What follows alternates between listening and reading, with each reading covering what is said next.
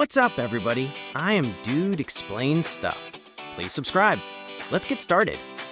Our ancestors were basically reluctant tourists with a bad case of cabin fever. And as a result, you and I are here. Number 6, the Great Escape from Africa. You know that feeling when you first move out of your parents' house? A little excitement, a little terror, and a bag full of dirty laundry to bring home on the weekend. Now, multiply that by 1,000,000.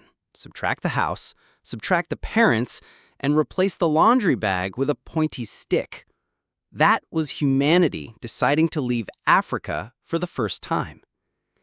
Picture a tribal meeting around 70,000 years ago. Grug, the elder, stands up. "All right, everyone, I've got an idea. It's warm here, the food is familiar, everything is fine. So I think we should start walking that way." He points toward a vast, arid desert. We just walk indefinitely. There will be strange beasts that want to eat us, weird plants that might kill us, and the weather is, well, it's unpredictable. Who's with me?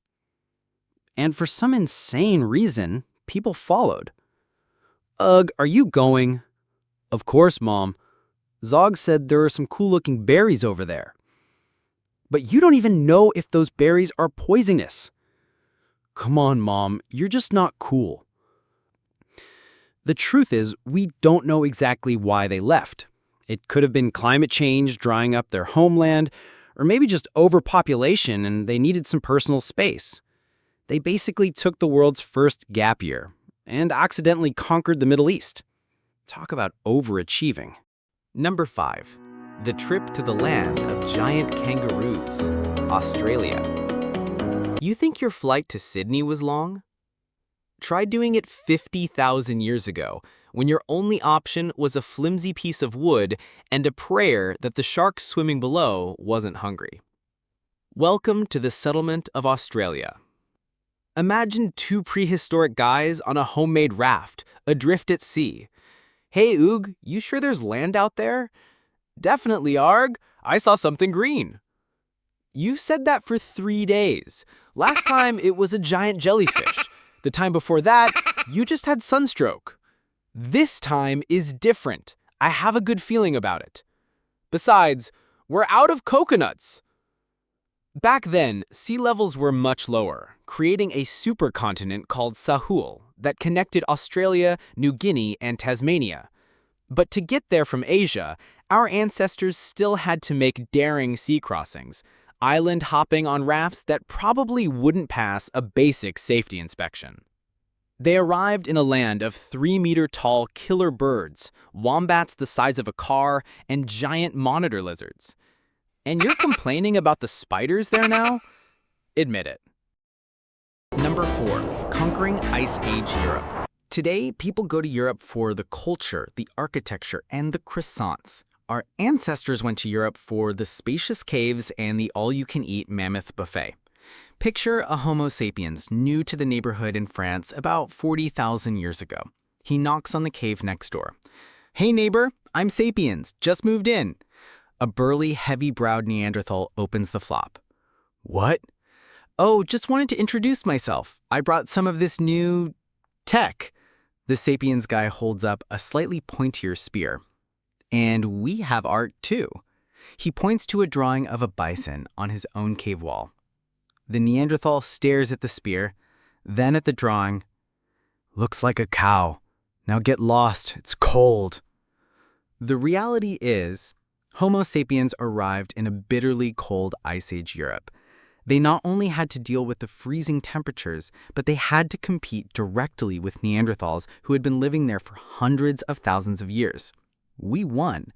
Probably because we had better clothes, more sophisticated tools, and maybe we were just better at gossip. It was the ultimate turf war, and our victory shaped all of history. Number 3. The Ice Bridge to the Americas. Forget the Oregon Trail. The most epic American road trip in history involved a 1,000-mile-wide ice bridge, 0 rest stops, and a critical lack of snacks. Just imagine a Paleo-Indian family trekking across the Beringia land bridge. The kids in the back are whining, "Dad, are we there yet?" While the parents are trying to follow a herd of woolly mammoths they've affectionately named Manny. "Honey, I think we're lost." "Don't be silly, dear. Just follow the mammoths. They know where they're going."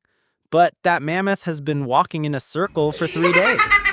"Well, at least we have company." During the height of the last ice age, a massive land bridge called Beringia connected Siberia and Alaska.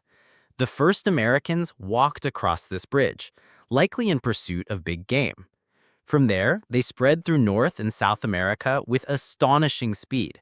They literally walked from Siberia to Alaska, basically chasing their lunch. Suddenly, your daily commute doesn't seem so bad, does it? Number 2. The Austronesian Expansion. This is the story of how a group of people from Taiwan decided that the entire Pacific Ocean would be their new backyard. It's like deciding to clean out your garage, but you accidentally end up colonizing a third of the planet instead. Picture two Austronesian sailors in an outrigger canoe.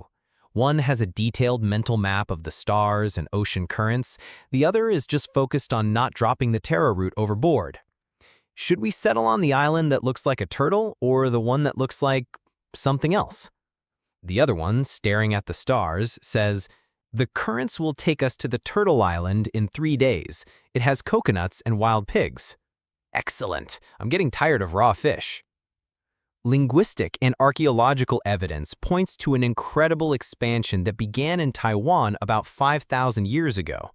These people, with their advanced sailing technology, outrigger canoes with triangular sails, spread across the Philippines, Indonesia, Malaysia, and all the way to Madagascar in the west and the Pacific Islands in the east.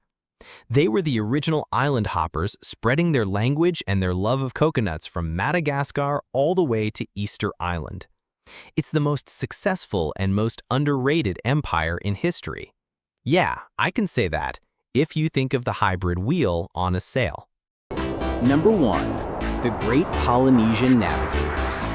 And at number 1, the people who looked at the biggest, emptiest patch of water on Earth and said, "Yeah, I bet there are some islands out there." Imagine a young Polynesian navigator being tested by an elder. The elder points to a random spot on the horizon. "What do you see?" The young man replies, "I feel the shift in the swell, I see the flight path of the turns, and I can smell the damp earth of an island 20 nautical miles away." The elder nods. "Good. Oh, and don't forget to bring the chickens." This isn't a joke. The Polynesians were the greatest navigators in history, full stop. They used the stars, the ocean currents, the shape of waves, the clouds that gather over distant islands, and the behavior of wildlife to find tiny, microscopic dots of land in the vast Pacific. They settled Hawaii, New Zealand, and Easter Island, the most remote places on the planet.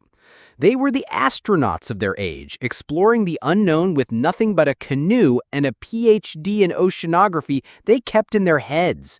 They didn't just find paradise, they delivered it, one island at a time. So, there you have it. 6 times our ancestors decided their current home was boring and went for a world-changing walk. So, what about you?